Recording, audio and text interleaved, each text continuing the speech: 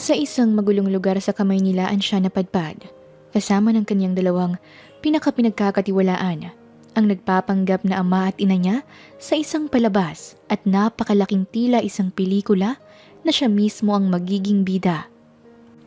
Siya si Jacob Braganza, 30 taong gulang, at ngayon ay nakahanda ng gampanan ng kanyang karakter bilang isang pilay, pilantod o lumpo. Iyon na yata lahat ang may tatawag sa kanya ng lahat ng mga taong nakakakita ng kalagayan niya. Suot niya ang isang malaking pantalon at napakaluwag upang mapagkamalang hindi pantay ang kaniyang mga binti. Dalawang lumang saklay ang kanyang bitbit na ang akala ng iba'y luma lang ngunit hindi nila alam na iyon ay vintage at nagkakahalaga ng milyones at gawa sa pinakamatibay na kahoy.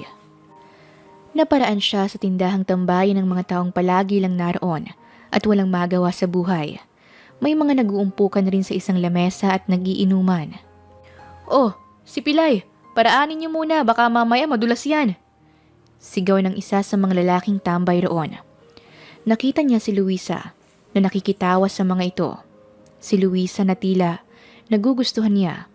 Ang kaso lang, hindi pa niya makita sa ugali nito ang katangiang hinahanap niya. Palagi kasi itong sumasama sa mga lalaking tambay ron, kahit na nakikita niyang may maganda naman itong trabaho. Kaya lang tulad ng iba, mapanglait rin ito sa mga may kapansanang tulad niya. "Ano ba naman kayo? Huwag niyong gulatin si Pilay, baka mamaya madapa," sabi pa ni Luisa. Labis niyang ikinalungkot na sa lugar na napili niyang paghanapan ng babaeng may mabuting puso, wala yata siyang matatagpuan. May isang buwan na sila sa lugar na yon. Palabas-labas siya para makakita ng mga taong aalamin niya ang ugali. Ang lugar na yon ay isang squatter area at ang lupain ay pag-aari ng mga Braganza. Ilang taon mula ngayon ay kukunin na nila ang lupain yon at ang mga taong ito ay tiyak na pupulutin sa bangketa. Ilang taon na rin kasi ang nakakaraan buhat ng ipamahagi ng kanilang lolo ang mga ari-arian upang ipamana sa kanilang mga apo. Nagkataon na sa kanya napunta ang lupang yon. Nagpatuloy na siya sa paglalakad habang hawak ang isang bote ng mantika at 3 pirasong itlog na binili niya kay Mamang Perlita, ang may-ari ng sari-sari store doon. Isang pilyong lalaki ang pumatid sa tungkod niya, dahilan para bumagsak siya at madapa. Ilang sandali pa ay narinig niya na ang napakalakas na tawanan ng maraming tao. Halos lahat ng tambay sa lugar na yon nagtatawanan at nangiinsulto pang sinipa palayo ang boteng hawak niya. Nagkabasag-basag na rin ang mga itlog na dala niya. Medyo nahubad ang salaming suot niya kaya lumabo ang paningin niya at hindi na niya gaanong makitang nagaganap sa paligid. Pilay, Pilay, Pilay, abutin mo yung bote oh!" Sambit ng isang kabataan habang pinagtatawanan siya. May isang lalaki na kinuha pa ang isang tungkod niya. "Luisa, tulungan mo ako!" Sigaw niya kay Luisa sa pag-asang tutulungan siya nito. Ngunit nakitawa lang si Luisa. "Oh, Luisa, tulungan mo raw!" sabi ng isang binata na si Lando. Hindi may kakailang gwapo ito at may lihim na paghanga ang dalaga sa binata. "Hoy! Tulungan mo yung mukha mo. Bakit close ba tayo?" Pasinghal na sabi nito sa kanya. "Grabe! Ang sasama niyo naman talaga, no? Yung taong pilay at walang kakayahan pa talagang pinagtutulungan ninyo." Malakas na sigaw naman ni Kate. Isang babaeng hindi niya kilala ang dumating at tila malaanghel ang boses nito sa pagsigaw sa mga taong pinagkakaisahan siya. "At bakit ka naman nakikialam, Kate? Pakialam mo ba kung gusto namin siyang paglaruan?" Sigaw ni Luisa. "Luisa, tao siya, hindi kung anong bagay." Sigaw pang muli ni Kate at mabilis na siyang nilapitan. "Kaya mo bang tumayo?" Tanong nito sa kanya habang inaangat ang isang braso niya. "Yung tungkod ko kasi, kinuha nila." Mahina niyang sagot sa dalaga. "Hoy, ano ba tipaklong? Naiinis na ako. Akin na nga yung saklay niya o hihahampas ko sa iyan." Paggalit na salita nito sa binatilyong kumuha ng saklay ni Jacob. "Bakit ba, Ate Kate? Ang seryoso mo masyado. Pinagkakatuan lang naman namin siya." Sagot nito habang iniaabot sa dalagang si Kate ang saklay. Sira ba ang ulo mo? Ang laruan na yung mga nabibili niyo dyan sa tabi-tabi. Hindi itong tao. Umayos ka, tipaklong, kung ayaw mong tirisin kitang parang insekto. Naiinis pang banta ni Kate sa binatilyong tambay na kapatid rin niya. Halos kilala na ni Kate ang lahat ng tao sa lugar na yon. 12 taong gulang siya nang kunin siya ng kaniyang ama at itira sa poder ng ikalawang pamilya. Oo, sila ang una at orihinal na pamilya. Pero kalaunan, siya pang lumalabas na anak sa labas, kahit na hindi naman. Eto na, kunin mo ang saklay mo at tumayo ka na. Sambit nito sa kanya.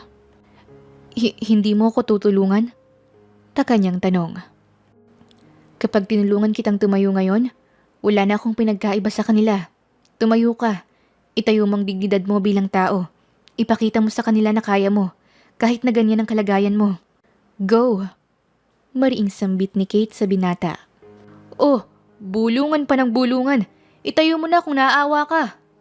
Sigaw pa ni Efren, isa sa mga lalaking tambay. Oo nga Kate, bakit hindi mo pa itayo yan? Kawawa naman, may saklay na nga hindi pa makatayo. Sabat pa ni Mang Nestor na isa sa mga nakikipag-inuman. Kaya naman lakas loob niyang kinuha ang saklay niya at may dignidad na tumayo sa harap ng lahat. Kinuha naman ni Kate ang salamin niya at saka ibinigay sa binata. Nagpalakpakan ang iba pang mga tao na nakakita ng pagbangon niya ng mag-isa. Yung mga taong nakikiusosyo lang at parabang nanunood sa isang malaking drama. Sige na, saan ka ba nakatira? At ihahatid na kita. Saad pa ng dalaga. Kate! Kate! Eto, nabasag ang mantika at itlog na binili niya. Heto at pinalitan ko na. Sigaw pa ni Aling Perlita habang tumatakbong lumalapit sa kanila. Nako, salamat Aling Perlita. Sagot ko na to. Nakangiting salita nito sa matanda. Nako, hindi na. Tulong ko yan. Nakakahiya at hindi ko masaway ang mga taga rito. Ikaw lang talaga ang matapang na nakakagawa niyan. Saludo ko sa'yo, Kate. Nako, nahiya naman po ako. Napapakamot na lang si Kate na napahawak sa braso niya. Ikinagulat naman niyang paghawak nito sa braso niya, ngunit bahagya siyang napangiti. Hindi niya akalain na sa sitwasyong iyon ay darating ang kaniyang knight and shining princess. Kate ba ang pangalan mo? Natanong niya. Kasi sa ilang buwang paninirahan nila sa lugar na yon, ay nang araw lang na yun niya ito nakita at nakilala. Oo, ako si Kate, kapatid ko si Luisa, at yung makulit na si Tipaklong. Pasensya ka na sa ginawa ng mga kapatid ko sa'yo. Halika na at ihahatid na kita sa bahay mo. Bagong lipat ka lang ba rito sa magulong lugar namin? Bakit dito niyo pa napili? Sunod-sunod, natanong nito na tila ba interesado sa buhay niya. Nang nasa tapat na sila ng lumang gate ng bahay nito, nagulat si Kate na doon siya nakatira. Ha? Dito ka nakatira? Tanong nito. Oo Bakit? Parang nagulat ka. Tanong niya sa dalaga. Hindi naman. Ang alam ko kasi private property ito ng may-ari ng buong lupain. Sa mga Braganza. Huwag mo sabihin kapamilya kanila o isa kang Braganza. Nagtatakang tanong nito sa kanya. Oo, isa akong Braganza. Kaya lang katiwala lang kami. At ang mga magulang ko ay... Oo na, huwag ka nang magpaliwanag. Kasi imposibleng titira sa lugar na to ang isang lihitimong Braganza. Anak rin ba sa labas? O malayo kayong kamag-anak? Kung sa bagay, nakakadagdag rin ng kumpiyansa kung Braganza ang apelyido mo. Bakit, Kate? May problema ba sa'yo ang pangalang Braganza? Nag-aalala niyang tanong sa dalagang nais pa niyang makilala ng lubusan.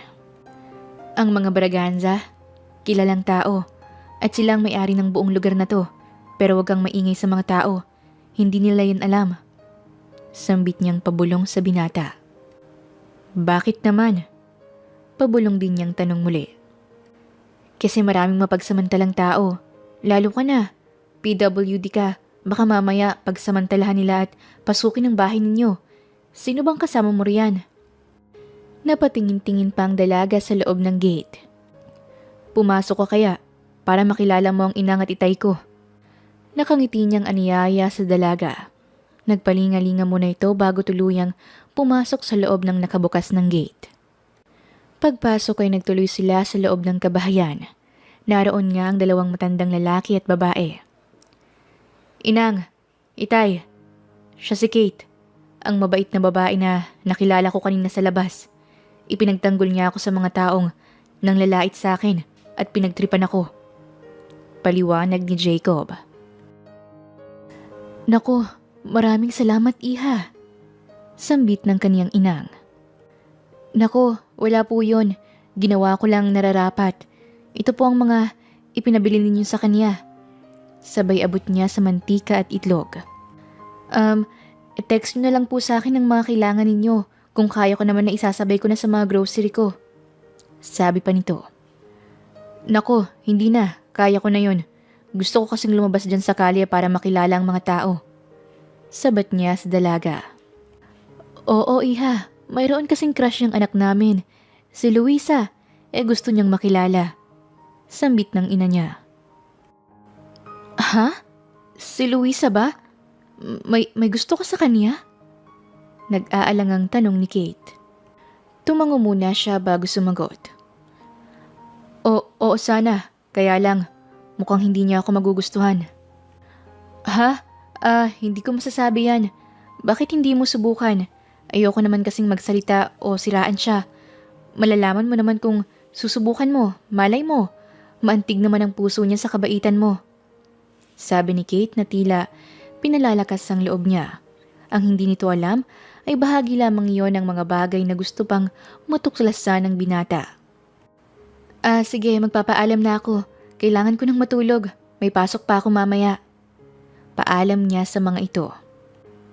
Anong trabaho mo? Call center agent ako. Wala eh. Malayo sana kaysa doon ang gusto kong maabot. Pero okay na rin. Basta marangal, hindi ba? Tanong nito sa kanya. Oo naman. Sige. Sana minsan, ako naman ang makadalaw sa inyo ni Luisa. Sabi niyang muli. Ha? Oo, sige. Palagi namang naroon sa bahay si Luisa. Wala na kasing trabaho yon. Kaka-endo niya lang. Ano yung endo? Nagtatakang tanong ni Jacob dahil hindi siya pamilyar. End of contract yon. Pagkasabi, ay tuloy na siyang nagpaalam. Malayo na si Kate ay nakatanaw pa rin sa labas si Jacob. Napansin yon ng dalawang matanda. Sir, nakita mo na ba ang dawan mo? Natatawang tanong ni Mang Densyo, ang pinagkakatiwalaan niyang driver noon pa. Si Aling Mirna naman ay ang yaya niya noong maliit pa siya. Hindi ko po masabi. Gusto ko rin kasi si Luisa, kahit na masamang pinapakita niya sa akin. Sambit ni Jacob. Pero, senyorito, kung gano'n din naman pala, bakit pa tayo nagpapakahirap magpanggap kung yung masamang babae pa rin naman pala ang gusto mo? Nagtatakang naibulalas ni Aling Mirna. Ang inang talaga, masyado naman po kayo. Hindi pa naman natin sila masyadong kilala. Malay ninyo, tulad ko, nagpapanggap lang din pala siya. Napapatawang sagot ni Jacob. Nako, iho, yung Luisa na yun, sa tingin ko yun ang tunay niyang pagkatao. Maaring si Kate ang may tunay na kabutihan. Sana naman hindi ka magkamali. Huwag kang padala sa panlabas na kaanyuan. Mahigpit na bili ni Aling Mirna. Muli na lang napalingon si Jacob sa labas ng bintana at napapangiti na lang. Kinabukasan, maaga pa ay lumabas na siya. Katulad ng oras na napagdiskitahan siya ng mga tambay. Ipinagtaka niyang walang gaanong tambay sa kalsada ng araw na yon. Mayroon lamang namang mangilan-ngilang nakatambay at ang ilan ay may hinihimas-himas pang mga manok. Narinig rin niyang maya-maya lang ay magkakaroon ng sabong ng mga manok sa lugar nila. Napansin niyang may ilang grupo ang pinagtitinginan siya. Hindi na lang niya yon pinansin. Nagpatuloy siya sa paglalakad at huminto siya sa gilid ng pader. Mula sa malayo nakita na niyang bumaba ng tricycle si Kate. Nakadama siya ng lihim na tuwa ngunit hindi siya nagpahalata.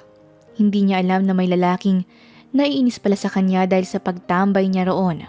Ito ang ex-boyfriend ng dalaga. Hoy, Pilantod! Anong ginagawa mo dyan? May hinihintay ka ba? Sino? Si Kate ba? O si Luisa? Ang taas ng pangarap ni Pilantod. yung magagandang anak ni Mang Kanurang gusto. Sambit pa nito sa kanya. Wala naman po sigurong masamang humanga sa kanila. Sagot ni Jacob sa lalaking umaalipusta sa kanya. Aba, sumasagot ka pa. Baka gusto mong tuluyan kang malumpo, yung hindi ka naiika-ika, yung nakaupo ka na lang, kahit na tumayo hindi mo magawa. Nanggigigil na sambit ng lalaking si Lando. Hoy Lando, ano ba yan? Sabay pa silang napalingon sa pinanggalingan ng boses na alam nilang pareho kung sino. Eto mayabang. Bakit ba? Wala namang ginagawa sa'yo si Jacob ha? Sambit ni Kate. Bakit ba pinagtatanggol mo yung pilantod na yan? May gusto ka ba sa kanya? Ano? Siya bang pinagmamalaki mo kaya bigla mo lang akong hiniwalayan? Mabilis na pumaling ang mukha nito sa ibang direksyon dahil sa malakas na sampal na iginawad ni Kate. Ang kapal naman ng mukha mong ikumpara ako sa mga kababuyan ninyo ni Luisa. Kayo ni Luisa ang nanloko sa akin, kaya huwag mong ibabalik sa akin ang mga kamalian ninyo. Galit na tumalikod si Kate, ngunit inalalayan siya nito na makalakad papunta muli sa bahay nito. Halika na, ihahatid na lang kita sa bahay ninyo. Gusto mo bang pumunta sa bahay namin para kay Luisa? Tanong nito sa kanya. Oo, sana. Pwede ba? Tanong ni Jacob. Sige, halika. Ihahatid kita sa bahay namin. Pero pag tulog ko, paano ka na? Nag-aalala namang tanong ni Kate sa kanya. Para tuloy, dinuduyan ang puso niya sa mga naririnig niya mula sa dalaga. Ha? Okay lang ako. Kaya ko namang umuwi sa bahay. Malaki naman ang pader palabas. Sabi niya sa dalaga. Ilang minuto nga lang at nasa bahay na sila ni na Kate. Tulad ng inaasahan, naroon si Luisa, kampanteng nakahiga sa sopa nila habang nunood ng TV. Naroon din ang ina nito at ang kapatid na lalaki, si Tipaklong. Oh, Ate Kate, bakit kasama mo si Pilay? Natatawang tanong nito sa kanila. Napabango naman si Luisa at nakasalubong ang mga kilay nito nang makita siya. Oh, bakit naman isinama mo pa rito ang pilantod na yan? Siya bang dahilan kung bakit ayaw mo nang balikan si Lando? Napahalukip-kip pa ito nang magtanong sa kanya. Pwede ba Luisa, wag mo akong simulan? May bisita ko, si Jacob. Harapin mo nang maayos. Magpakatao ka naman. Mariin ngunit pabulong lang na sambit ni Kate sa kapatid. Maya-maya ay bumaling sa kaniyang dalaga. Jacob, mauna na muna ako ha. Umupo ka muna. Tinuro pa nito ang sofa kahit na hindi ito inaanyayahan ng mga tao roon. Umupo naman siya ngunit galit na tumayo si Luisa at hinarap siya. Ang kapal din naman ng mukha mo, no? Malakas na singhal ni Luisa sa kanya. Talagang nagpunta ka pa rito. Para ano? Para bisitin ako? Pupunta ka ni wala ka man lang dala. Yan bang nanliligaw? Oo nga naman, pilantod. Ang lakas ng loob mong manligaw. Ano naman ang ipapakain mo sa anak ko? Hindi ko pinalakihan para lang maghirap sa kakaalaga sa'yo, no? Kung mayaman ka siguro.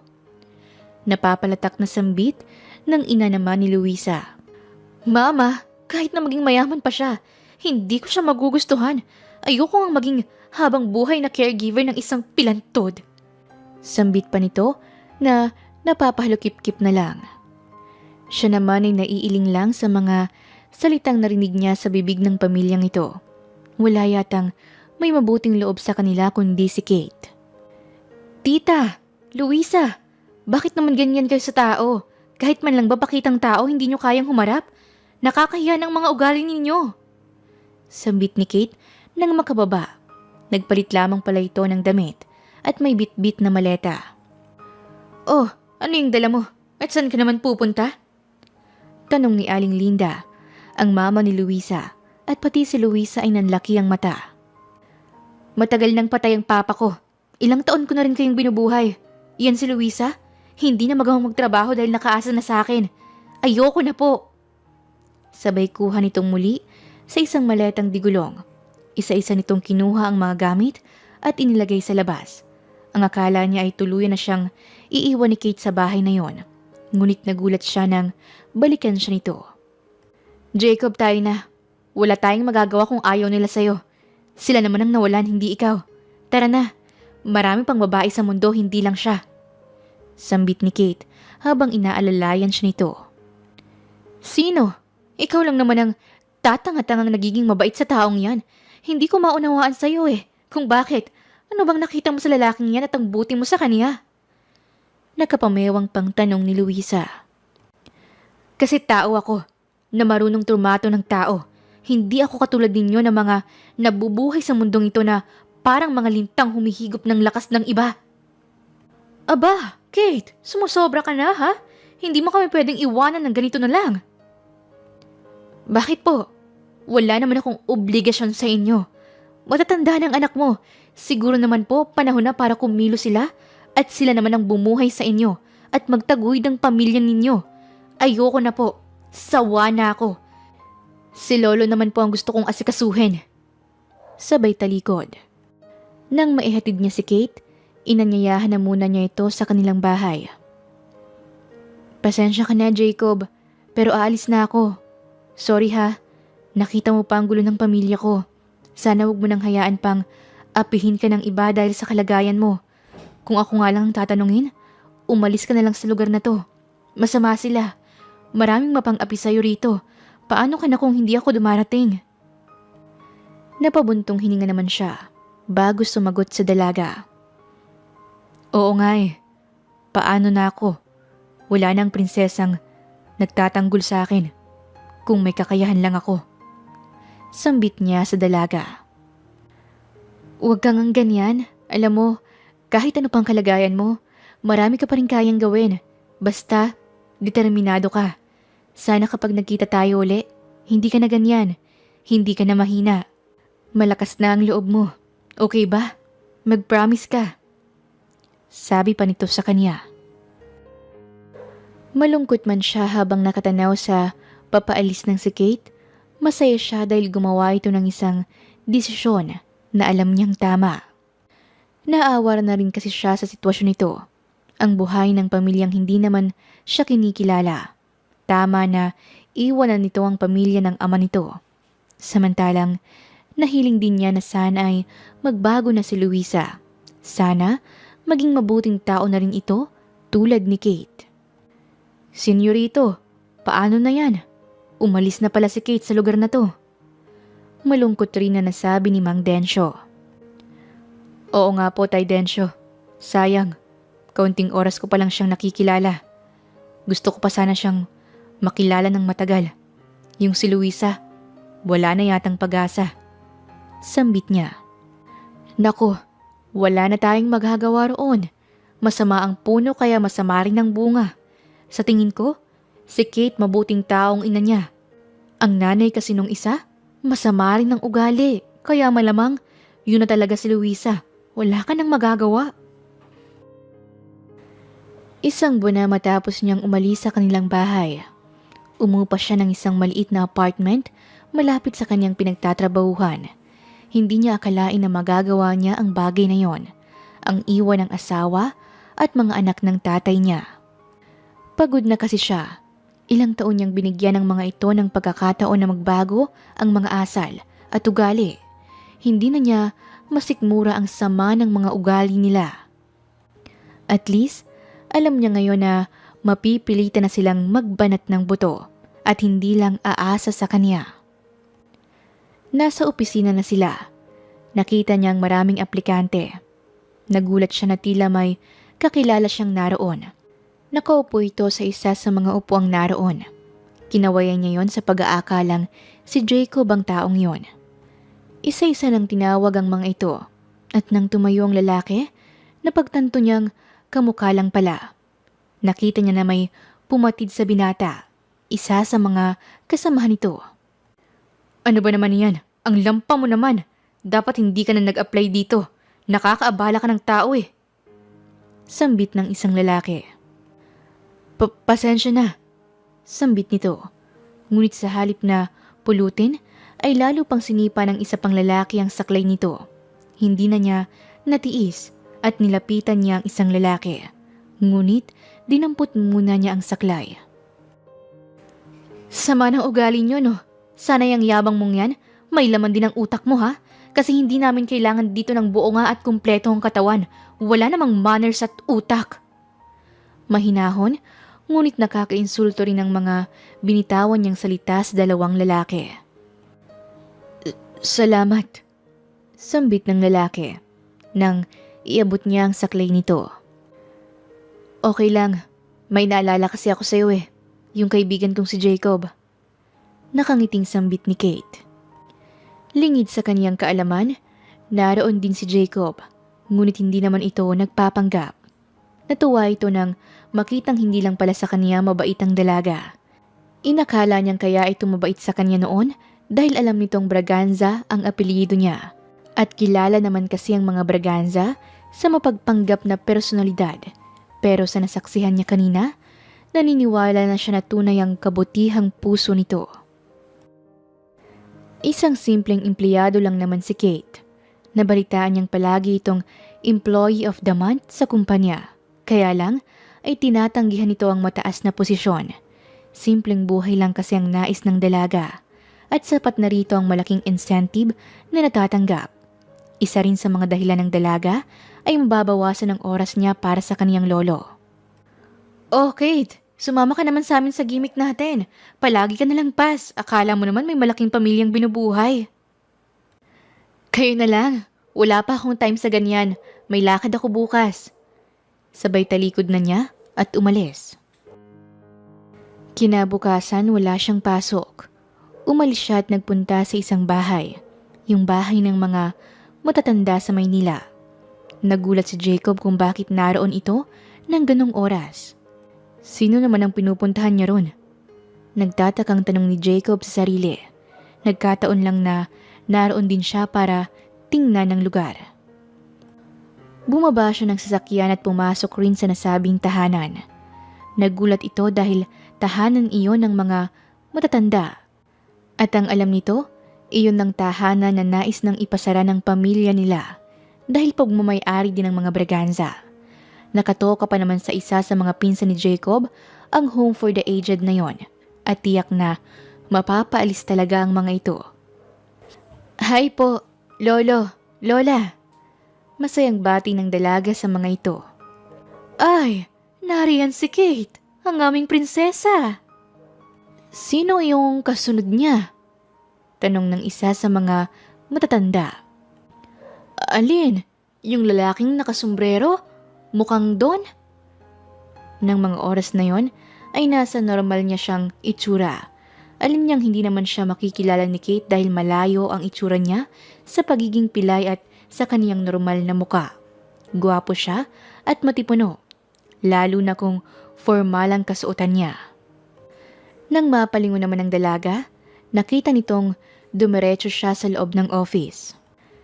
Lolo, tara na po, papaliguan ko kayo ha, at dapat hindi kayo makulit.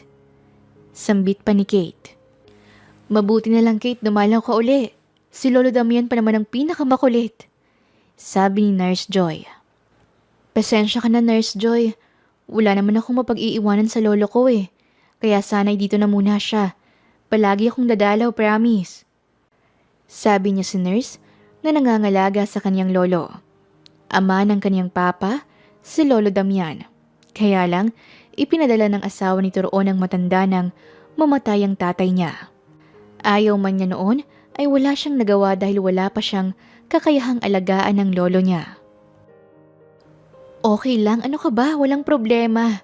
Buti nga regular ang dalaw mo rito at nagbibigay ka talaga ng budget para sa lolo mo. Yung iba, wala talaga. Pero alam mo may problema. Kukunin na ng mga Braganza ang bahay na to. Sabi pa ni Nurse Joy.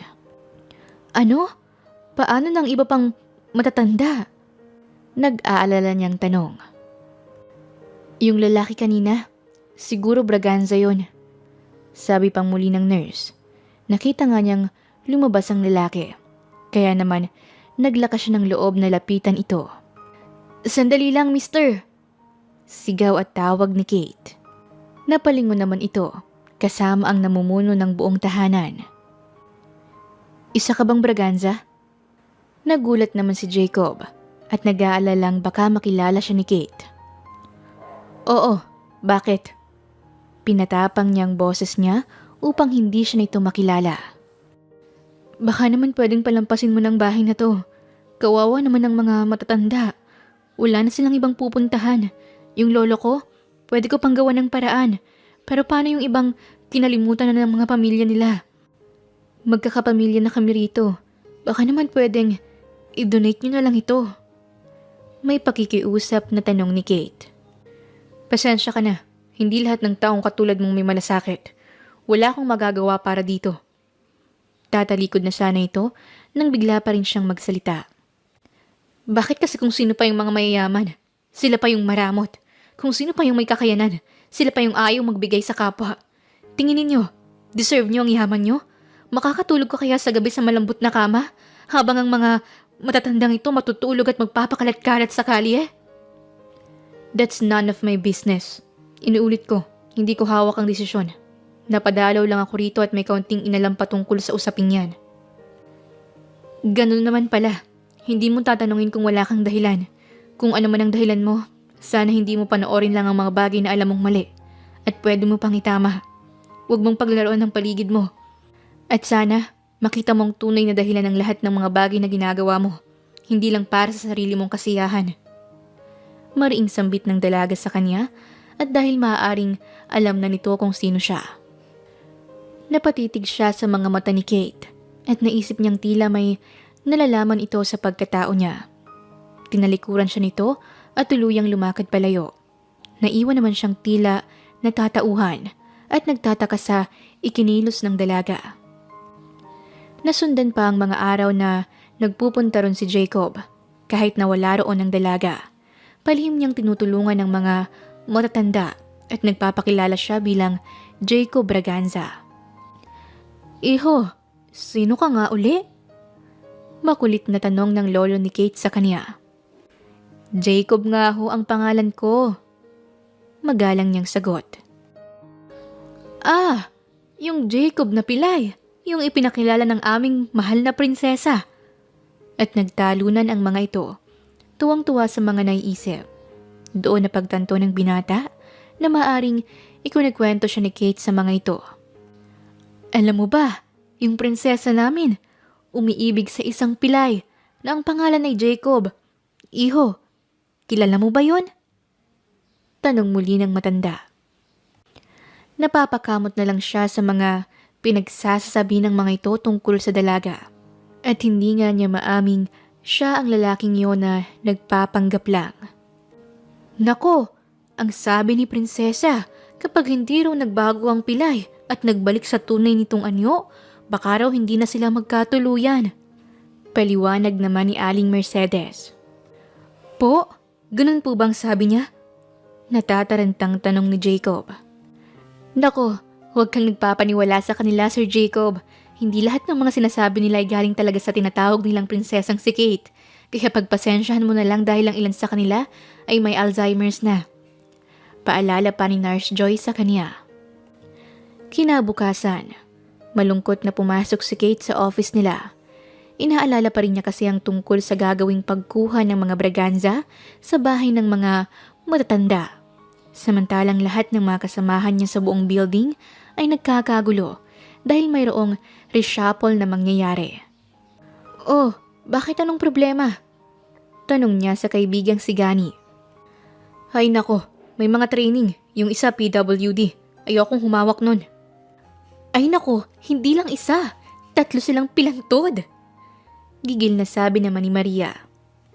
Bakit naman kayo naiinis? Hindi lang naman tayong mga normal ang katawan ng may karapatang maghanap buhay. Ay nako Kate, umariba na naman yung bait-baitan mo kaya kainapin ng madrasta at kapatid mong hilaw. Oy, bakit naman nadamay ang buhay ko rito? Kayo talaga, wala na naman kayong magawa. Sige na, ako na sa mga PWD na trainee. Sambit pa niya sa mga kasamahan. Hindi naman niya ito masisisi dahil noong nakaraang taon ay nahirapan ng mga ito sa mga sinanay na may mga kapansanan. Bakit ba kasi nauso yung pagtanggap ng mga ganyan? Inis namang sabi ni Maria. Tumigil na nga kayo. Tama ang ginawa ng kumpanya natin. Wala naman dapat diskriminasyon sa mga taong tulad nila. Anong malay natin? Mas matalino pa pala sila. At mas may maiaambag sa trabahong ito. Paliwanag naman ni Kate sa mga kasama. Nako, tama na nga mamaya. Simbahan ang labas natin, may pastora na eh. O di kaya madre, mana po sister. Palatak ng mga ito at sabay-sabay na nagtawanan. Naiiling na lang si Kate para sa mga taong tulad ng mga kasama niya. Tila ba kahit saan siya magpunta ay mayroong mga taong mapanghusga sa kapwa. Bakit ba kung sino pang may kakayahan, sila pa yung mga taong ayaw tumulong? Naitanong na naman niya sa kaniyang sarili. Sinimulan na nga nila ang pagtitraining. Hindi niya akalain na ang isa sa mga disabled person na matuturuan niya ay si Jacob. Napangiti siya nang makilala ang binata. Jacob? Ikaw ba talaga yan? Malaki at namimilog ang bibig niya habang natatakpan ang bibig ng dalawang palad. Kate, kamusta ka? Alam mo, hindi ko akalaing nandito ka. Nauutal pang sagot ni Jacob, kahit na alam naman talaga nito na naroon si Kate dahil pagmay-ari ng mga Berganza ang buong building. Talaga?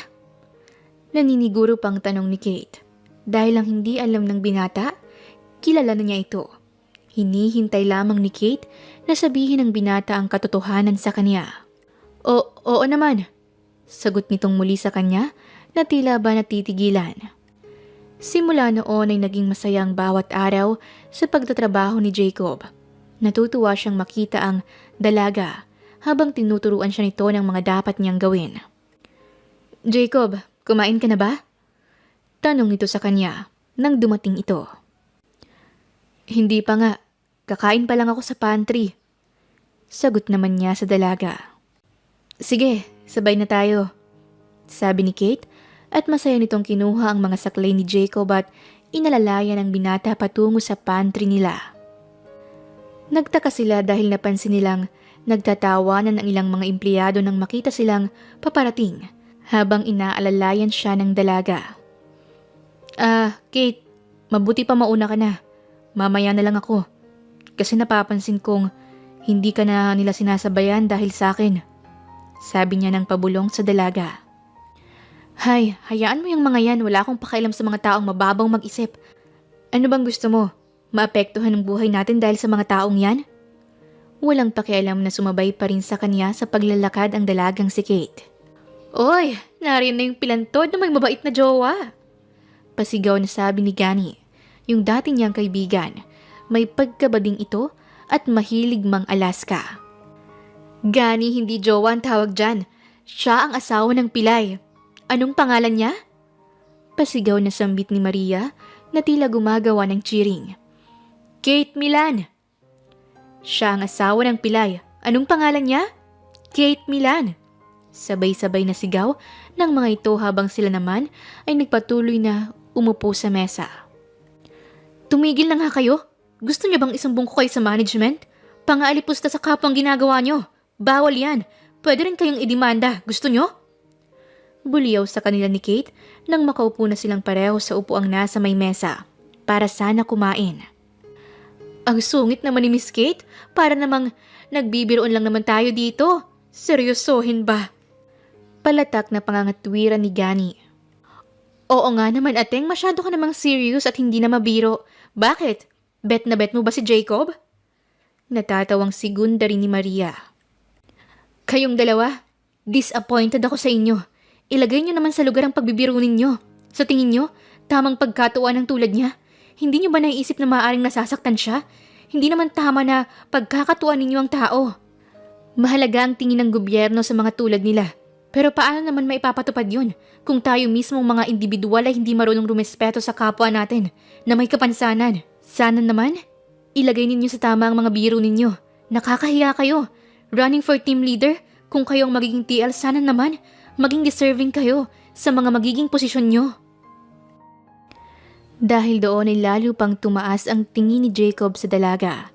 Hindi niya lubos sa kalain na gano'n na lang siya nito ipagtatanggol. Nang sila na lang dalawa ay nagpasalamat siya sa dalaga.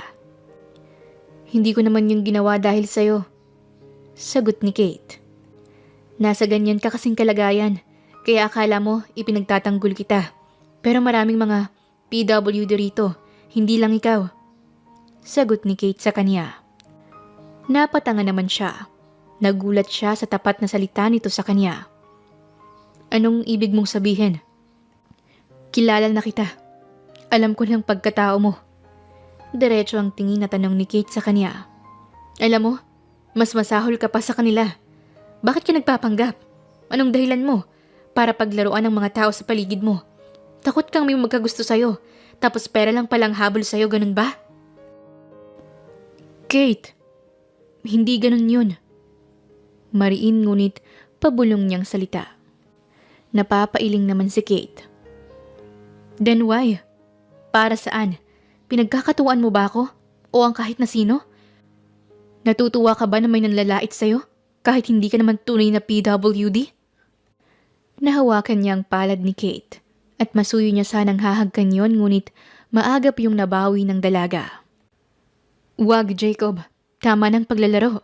Ang buhay ng tao hindi palaging laro. Sa'yo, dahil mayaman ka, nagagawa mong gumawa ng isang tunay at makatotohanang palabas. Paano naman yung iba? Huwag mo na sanang gawin tong muli. Hindi lahat ng tao masama. Sana unawain mo yan. At kung may mga taong ganon, hindi pa rin sapat na dahilan para manloko ka. Isa pa, hindi pag-ibig o pagmamahal ang makukuha mo, kundi awa. Sabi pa ng dalaga. Tumayo na ito at tuloy na siyang iniwan. Sa pag-alis ng dalaga, lalo siyang namangha dahil maaari naman itong ilihim na may nalalaman na ito upang makuha pang lalo ang loob niya.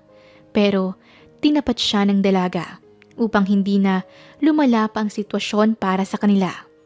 Maaaring ang nais nito ay maunawaan niya na maaari siyang mahalin ng kahit na sino nang walang halong awa at pagkukunwari. Na-realize nga niya na hindi awa ang kailangan niya kundi pagmamahal, tunay na pag-ibig. At kung magpapatuloy siya sa ganung gawain, awa lang ang makukuha niya. Napapangiti siyang tumayo at umalis na sa lugar na yon. Dala ang isang malaking pagbabago ng isipan. Naisip niya na magiging totoo na siya sa babaeng minamahal.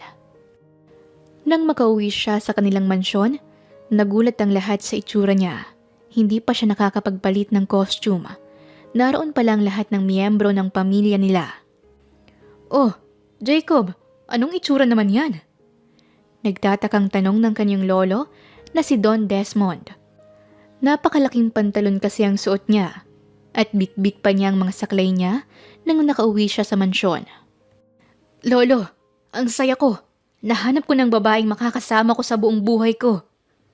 Masaya niyang sabi at halos napasigaw pa. Nako, sabi ko na nga ba, ginaya mo ang ginawa ko, nagpanggap na pulubi. Palatak na sabi ni Leon habang katabi rin nito si Cassandra. Hindi pulubi ang pinanggap niyan. Hiyaw ni Julian, nakatabi rin ng asawang si Mayo. Nagtatawanan pa ang mga ito. Ang ama at ina naman ni Jacob at Julian ay naroon din. Hindi na lang kumibo ang kaniyang ina. Naiiling dahil alam nitong wala naman itong magagawa sa gusto ng mga anak. Aber, ano naman ang palabas mo, apo? Napapangiti itong nagtanong sa kanya. Nagpanggap po akong pilay. Kaya lang, malungkot na sabi niya at tila batang nagsusumbong. Anong nangyari? Naging interesado naman ang mga ito. Anong nangyari? Naging interesado naman ang mga ito. Nabisto po niya ako. Umpisa pa lang pala, alam na niya ang tunay kong pagkatao. Kaya naman, sinabihan niya akong tigilan ko na lang ang ginagawa kong pagpapanggap. Hindi raw pag-ibig ang makukuha ko, kundi awa. Sabi pa ni Jacob. Ngunit nagulat siya sa mga reaksyong yon ng mga kapamilya. Nagtawanan silang lahat at nagpalakpakan. Good job! Good job, Jacob! Nahanap mo ng dawan mo! Bakit kayo nagtatawanan at nagpapalakpakan? Muntik na nga akong pumalpak eh. Paano kung ayawanan niya ako? Kasi sinungaling ako. Hindi yun. May kilala akong ganyan katapang. Nakangising sabat naman ni Leon na tumingin sa asawa. Nakurot naman ito ni Cassandra sa tagiliran. Ay nako, huwag kang sumuko. Suyuin mo hanggang sa makuha mo. Hanggang sa mapatunayan mo sa kanya na totoo ka. payo pa ni Julian sa kapatid na lalaki.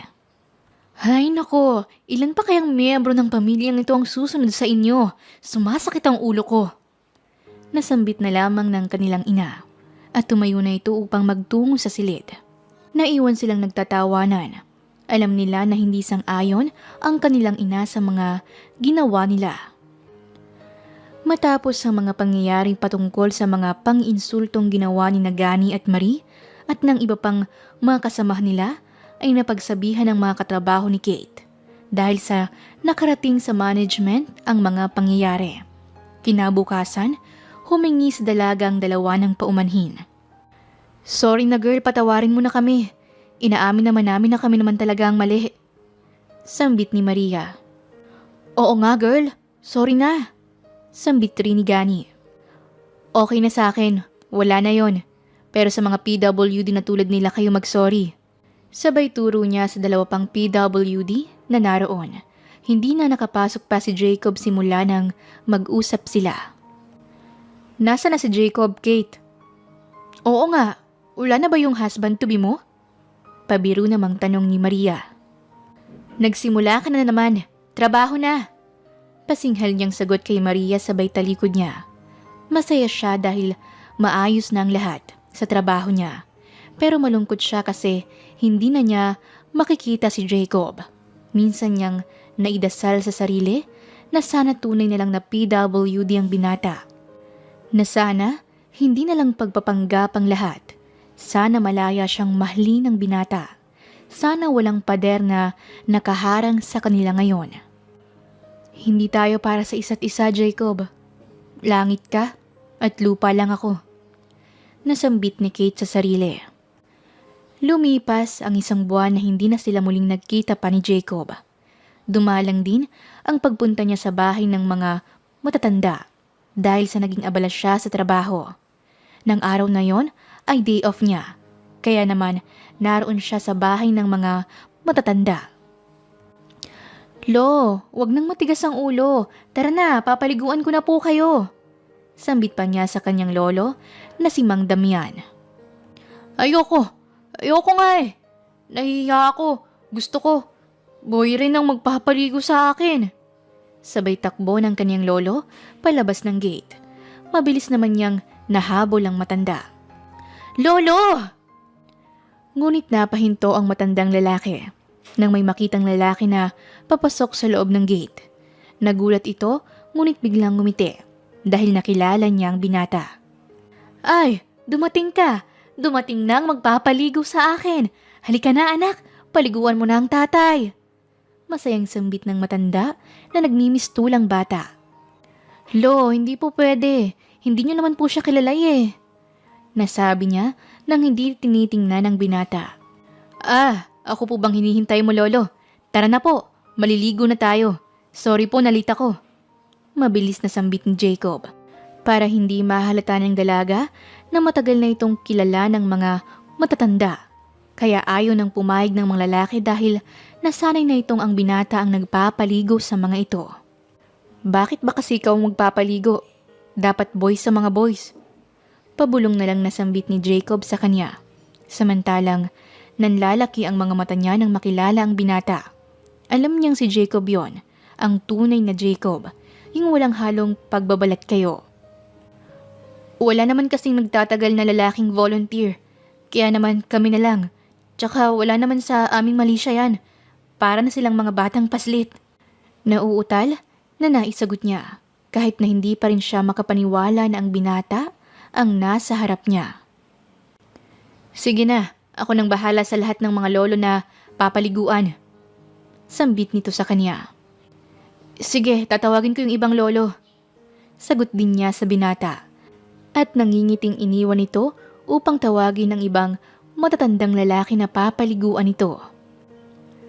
May ilang oras na siyang nagpapaligo sa lahat ng mga lalaking matanda. Nang isang lolo ang hindi nila inaasahang magtatantrums at nagalit kay Jacob. Anong pangalan mo?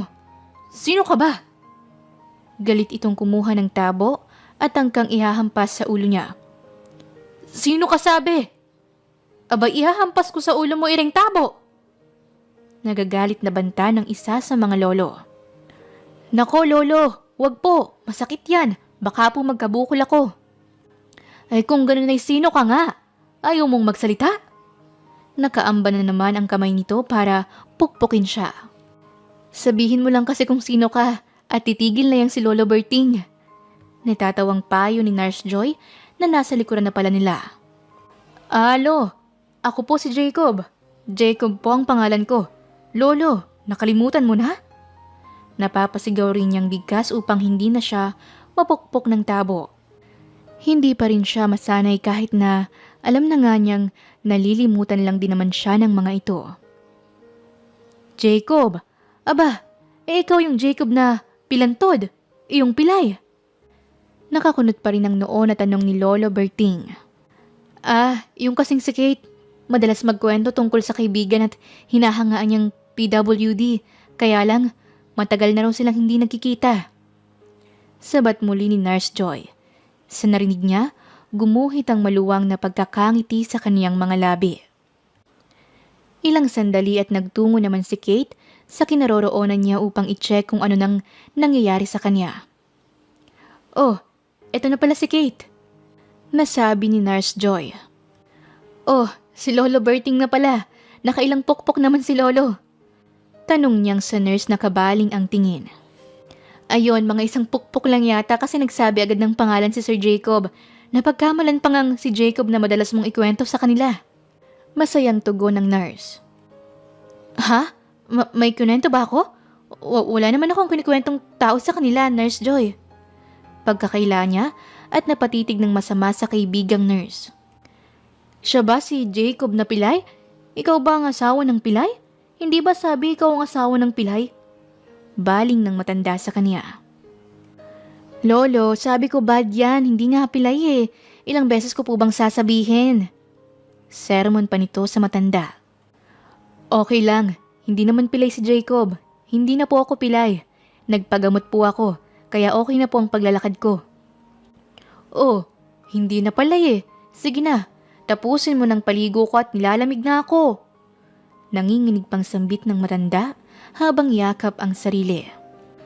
Natawa na nga lang sina Kate at Nurse Joy habang pinapanood ang dalawa na nagbabangayan habang nagpapaligo siya sa matanda. Lumipas ang oras na yon at oras na ng kainan. Naroon pa rin siya at nakatunghay sa lahat ng mga matatandang inaalagaan ni na Kate at ng iba pang volunteer. Naisip niyang sana nga ay pumayag ang pinsan niyang si William na ibigay sa kaniyang kahilingan niyang ipaubaya na lang ang bahay na yon para sa mga matatanda. Kain ka muna. Nagulat pa siya nang makita ang isang pinggang may lamang pagkain.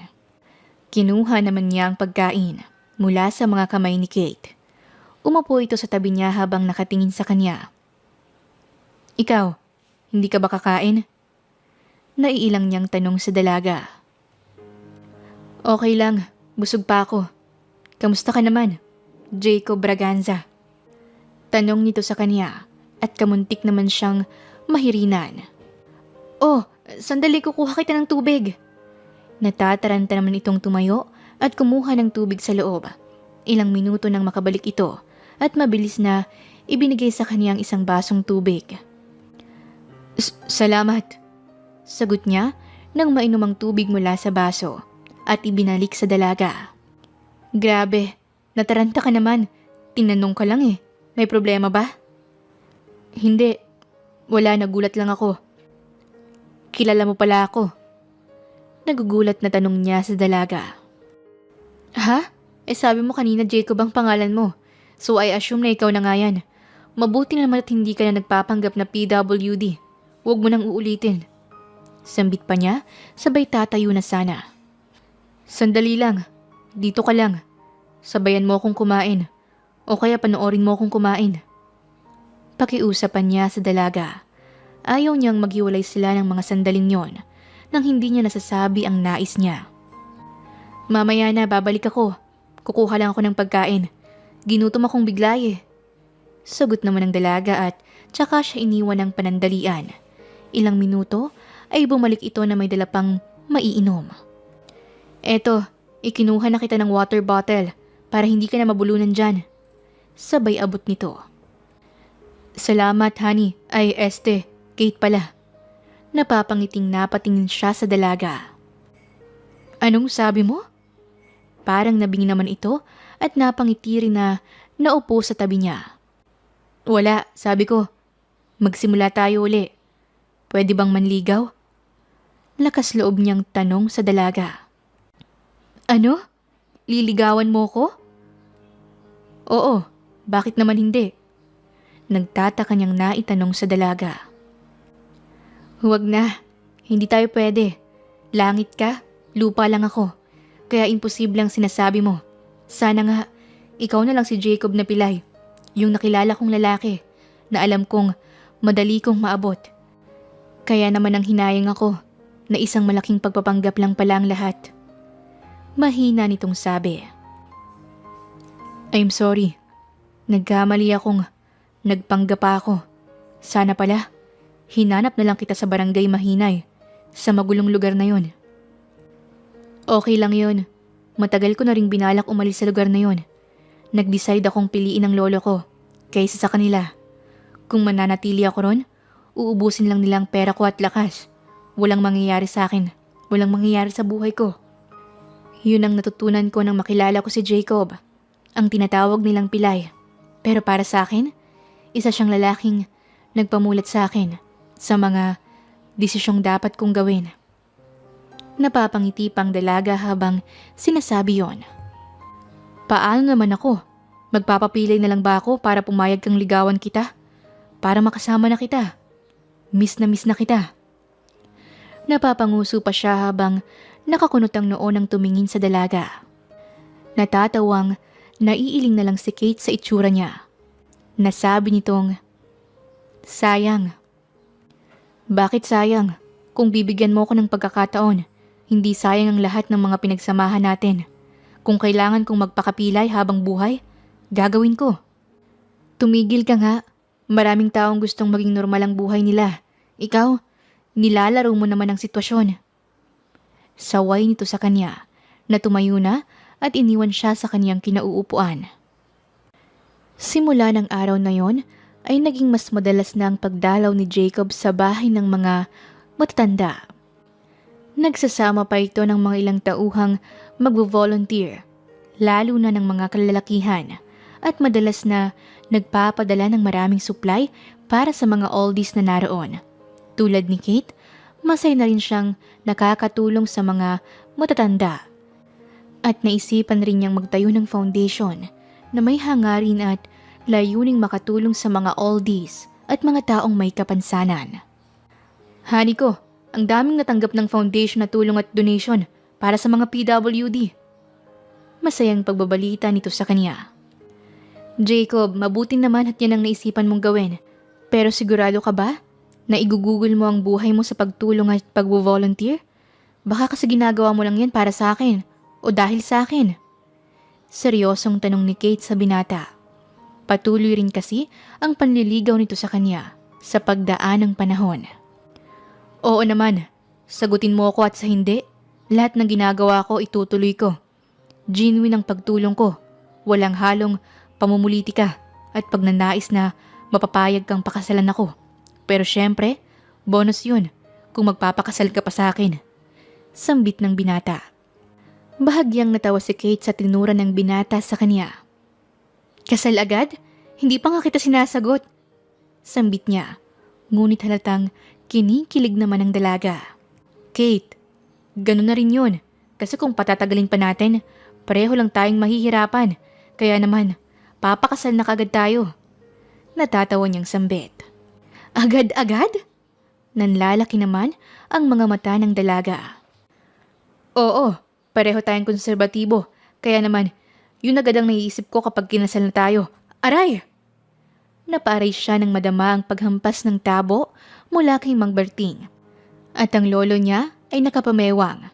May ilang matatandang babae rin ang naroon at nakabusangot ang muka na nakatingin sa kanya. Bakit niyo naman po ako pinukpok ng tabo, Lolo Berting? Anong pangalan mo? Tanong ulit nito. Hoy, ang pangalan niya ay si... Sabat naman ng lolo ng dalaga. Hoy, iho, hindi basta-basta ang apo namin.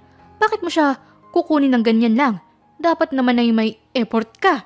Ako noon ay nag-propose ang lolo Eduardo mo noon ay nakakatuwa. Muli na namang naalala ni Lola Simang ang kanyang yumaong asawa. Ito ang lola na mahilig magkwento ng love story nila. Nagtawa na naman ang lahat ng mga matanda at hindi nakaligtas si Jacob sa mga ito. Hoy, Jacob Pilay, hindi naman ibibigay ang prinsesa namin ng ganun lang ha? Hindi pwede. Sabi pa ni Mang Berting. Naiiyak naman na nayakap ni Kate ang mga matatandang inaalagaan nila ng matagal na panahon na. Jacob, hindi ko sila pwedeng pabayaan. Humanap ko na lang ng ibang babae kasi hindi ko kayang talikuran ng mga taong ito. Ayoko silang iwan. Umiiyak na sambit ni Kate. Alam niyang mahal naman siya ni Kate. Kaya lang, nakikita nga nito ang mga responsibilidad na kinakaharap para sa mga matatanda. Habang siya naman ay sa mga PWD nagpo-focus. Ilang araw ang dumaan at hindi na nagpapakita si Jacob sa bahay ng mga matatanda. Kaya naman sa halip na malungkot siya ay itinuon na lang din niya ang kaniyang isipan sa pagtatrabaho. Alam niyang yon ang kailangan niyang gawin. Nasaktan niya ang binata dahil sa pinili niya ang ilang responsibilidad na alam niyang hindi niya maaaring bitawan ng gano'n na lang. Mahal niya si Jacob, kaya lang inisip din niya ang malaking agwat nila sa lipunan. Ayaw niyang may masabi ang ibang tao at ang pamilya nito sa kung ano ang motibo niya, bagamat wala naman talagang halaga yun sa kanya. Kaya naman niyang ipaglaban kaya nga lang hindi niya kayang maging unfair sa binata. Maaari kasing mahati ang oras at atensyon niya kung ipipilit niya. Baka hindi niya lang maibigay ang maligayang buhay may pamilya sa lalaking mahal niya. Kaya pinili na lang niyang palayain ito at huwag nang simulan pa ang isang relasyon na maaaring mahirapan lang silang pareho. Nagulat ang lahat sa malakas na tugtugan sa kanilang opisina. Lahat ay napatigil sa mga ginagawa. Siya ay may kausap ng mga sandaling yon sa kanyang linya. Ngunit unti-unting naagaw ng mga ito ang atensyon niya.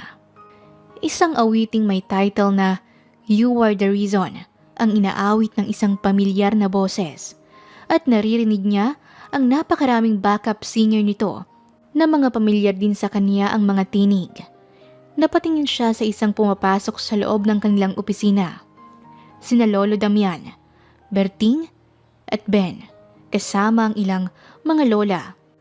May mga dala pang musical instrument na animoy mga ngaroling ang mga matatanda. Huling pumasok ang may dalang gitara habang umaawit. Napatayo naman siya at nangingilid ang luha sa kaniyang mga mata. Miss na niya si Jacob at ang akala niya hindi na siya babalikan pa nito. Mahal kong Kate Milan, sana naman ay tanggapin mo ang alok ko sa iyong maging asawa ko. Pwede bang sabay natin silang alagaan? Hindi natin kailangang iwan sila. Handa akong damayan ka at samahan sa lahat ng mga responsibilidad na nakaatang sayo. Alam kong mahal na mahal mo sila dahil pamilya na ang turing mo sa kanila. Pwede ko rin gawin yon.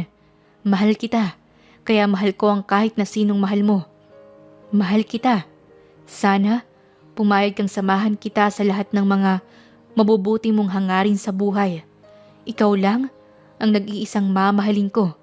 Ikaw lang, Kate. Asawa ng Pilay! Biglang naisigaw ni Lolo Damian.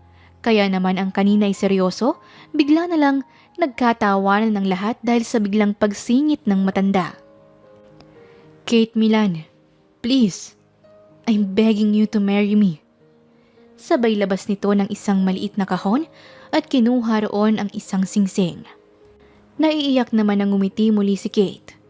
Mahal niya si Jacob sa kahit anong kalagayan nito sa buhay at nakahanda na siyang tanggapin ang pag-ibig nito. Kaya naman isang malakas na yes ang naisigaw niya sabay yakap sa binata. I love you, Pilay. Bulong niya sa binata. Natawa naman ng malakas si Jacob at nayakap siya. Hindi na rin nito napigilang halikan siya kahit na nasa gitna sila ng napakaraming tao. Nagtitilian ang mga kasamahan niya sa trabaho at ang lahat ay masayang masaya sa nasaksihan nilang proposal ni Jacob Braganza. Aray! Isang malakas na pukpok na naman ang tinamo niya mula kay Lolo Berting. Lolo, bakit na naman po?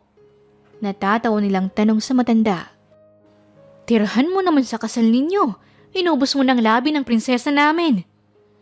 Pagalit na sambit nito. Tsaka, sino ka ba? Abay, oo nga. Nasaan na naman ba tayo? Saan ba tayo dinalan ring pilay na ito? Bulalas ng mga matatanda. Si Lolo talaga nandito pa rin tayo sa harap ng prinsesa ninyo. Sabay nagtawanan na lang silang lahat dahil sa mga pangyayari. Matapos ang ilang buwang paghahanda ng kanilang kasal, masaya ang lahat na isang simpleng kasalan lamang ang kanilang ginawa. Hindi na nila ninais pang magarbo. Lahat ng mga matitirang budget nila ay inilalaan nila para sa bagong pagpapagawa ng matitirhan ng mga matatanda. Lahat sila ay naging masaya. Lahat ay naroon sa kanilang kasal. Nakilala na rin ni Kate ang dalawang asawa ng kapatid at pinsan ni Jacob, sina Cassandra at Mayo, na nagbigay ng masayang pagbati sa kanya at pag-welcome sa pamilya Braganza. Samantalang hindi na kinulit pa ni Jacob ang pinsang si William. Nag-donate naman kasi ng malaking halaga sina Leon Braganza para sa pagpapatayo ng bagong bahay ng mga matatanda. Ilang kabang bigas rin ang ibinigay ni na Julian Braganza. Bilang yun na lang ang hinihiling nilang regalo ng mga ito para sa kanilang kasal. Simple pero napakaligaya ng naganap na seremonya ng kanilang kasal. Tulad ng dati, naiiyak na naman ang mama ni na Jacob dahil hindi rin yun ang ninais nito para sa ikalawang anak na lalaki. Tumalikod na naman sa malaking oportunidad ang anak niyang si Jacob dahil pinili nitong maging volunteer for life para sa mga PWD at mga oldies. Masaya siya sa kaniyang napiling daan na tahakin. Noon, akala niya isang malaking kalokohan ang ginawa ng kuya niya na pagtalikod sa malaking posisyon para sa kanilang pangalan. Noon niya naunawaan na kapag iba ang idinikta ng puso mo at doon ka magiging masaya, walang panghihinayang mo itong susundin at iiwan ang lahat ng yaman para masunod ang puso na alam mong may tamang dikta ng isipan. Honey ko, sa LA tayo magbakasyon? Tanong ni Jacob sa asawang si Kate. Huwag na, honey ko. Sa Tagaytay na lang tayo para malapit at malamig. Simpleng tugon ni Kate sa asawang naglalambing. Malamig din naman sa LA, honey ko. Katwiran ni Jacob. Pero alam naman niya na ayaw lang ni Kate na mapaggasto sila ng mahal. Iyon ang asawa niya. Kontento ito sa mga simpleng bagay na magagawa niyang ibigay.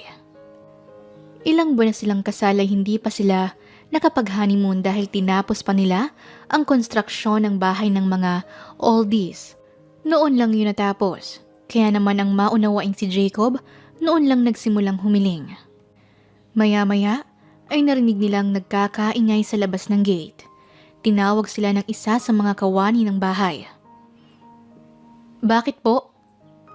Sir, ma'am, may nanggugulo po sa labas. Kilala niyo raw po siya. Sabi ni Berto, isa sa mga lalaking volunteer. Bumaba naman sila kaagad para tingnan ang nanggugulo. Sino ho kayo? Kate, anak, tulungan mo ako. Wala na akong mapupuntahan. Iniwan na ako ng mga kapatid mo. Nagsipag-asawa na sila. Wala na akong matutuluyan. Nag-demolish na sa lugar natin noon. Umiiyak at nagmamakaawang sambit ng tiya niya. Nagkatingin na naman silang Jacob. Ipinasok ko kasi kay William ang pamamahala nun. Sorry honey ko, di ko pala dapat ginawa yon. Pero tiniyak ko namang may pabahay na lilipatan. Kinamkam ng mga kapatid ko ang bahay na relocation. Kasi sa kanila raw ang bahay na tinitirahan namin. Patawarin mo ko, Kate, sa nagawa ko sa'yo. At sa lolo mo, sana itanggapin mo ako sa bahay mo. Umiiyak na sambit ng kaniyang tiyahin. Sige po, tatanggapin ko po kayo. Pero kailangan niyo pong tumulong dito as volunteer. Hindi pa po kayo mahina para alagaan. Kayo po ang mag-aalaga sa ilang matatanda. Ayos lang po ba yun sa inyo? Magalang at mahinahong tanong ni Kate sa tiyahin. Mabilis namang tumango ang tiyahin niya at nagpasalamat sa pagpapatawad niya at pagtanggap muli rito. Salamat Kate, kaya ka pinagpalan ng Diyos. Mabuti kang tao. Umalis sila at nagtungo sa Tagaytay para sa kanilang honeymoon. Doon ay inilaan naman nila ang kanilang sarili para sa isa't isa. Honey, sorry. Kasi pinaghintay kita. Kahit kasal na tayo, thank you so much sa pag-unawa mo at pagmamahal. Napaangkil ang dalawang braso niya sa leeg ng asawa. Honey ko naman, pinag-usapan na natin yan, di ba? Pareho nating ilalaan muna ang oras sa kanila. Tapos ngayon, ito na ang oras ko. Malakas na binuhat ni Jacob ang asawa niya papasok sa loob ng kanilang silid, buhat sa berandang kinatatayuan nila kanina. Sinimulan nga ni Jacob na hagkan ang kaniyang asawa, ngunit nagtitili naman ang asawa niya. Ay, nakikiliti ako! Malakas na tawa ni Kate habang patuloy naman na hinahalikan niya ang leeg nito. Ano ba naman yan, honey ko? Paano naman natin gagawin to nang hindi ka nakikiliti? Napapakamot na tanong ni Jacob sa kaniyang asawa. Sige na nga, isa pa, ready na ako. Sabi nito, ngunit nang sunggaban niya ito ay bumunghalit na naman ng tawa ang asawa niya. Kaya naman pinatay na niya ang ilaw na nagbibigay ng tanglaw sa kanila at sa gitna ng dilim ay pinagsaluhan nila ang kanilang buong magdamag at unang gabi ng pagsasama. Lumipas ang halos 1 taon bago nabuntis si Kate at yun na nga ang araw ng panganganak nito. Naroon ang mga matatanda dahil sa bahay lang manganganak si Kate habang iniintay ang doktor na magpapaanak sa kanya. Ilan kayang magiging anak ng prinsesa? Tanong ng isa sa mga matatanda. 1 o 2 babae? Sigaw ni Mang Damian na lolo ni Kate. Hindi, baka 3 o 4. Sambit ng isa pang matanda. Ano ba?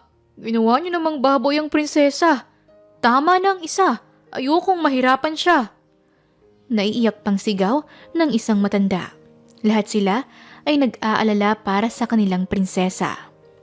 Nako, huwag po kayong mag-alalang lahat mga lolo at lola. 2 lang po ang nasa sinapupunan ni Kate, kaya kamba lang po ang isisilang niya. Natatawang inalo at inakay na lang ng mga volunteer ang mga matatanda. Makalipas pa nga ang 1 oras ay matagumpay na nanganak si Kate. Isinilang niya ang 2 sanggol na babae at lalaki. Pinangalanan nila itong Jake at Jackie. Mula noon ay pinalaki nila ang kanilang mga anak at masaya silang nagkasama-sama. Nagpatuloy ang foundation para sa mga PWD at ang bahay panuluyan para sa mga matatanda. Mas marami pang matatanda ang kanilang natutulungan. Naging masaya sina Jacob at Kate sa pinili nilang landas sa buhay. Magkasama nilang pinalaki ang kanilang mga anak at iminulat sa tunay na anyo at realidad ng buhay. Wakas, maraming salamat po sa inyong pakikinig sa kwento ni Kate at Jacob. Sana ay kinapulutan ninyo ng aral ang kanilang kwentong pag-ibig at inspirasyon. Muli, ito po si Inday Series at hanggang sa ating muling kwento. Maraming salamat po.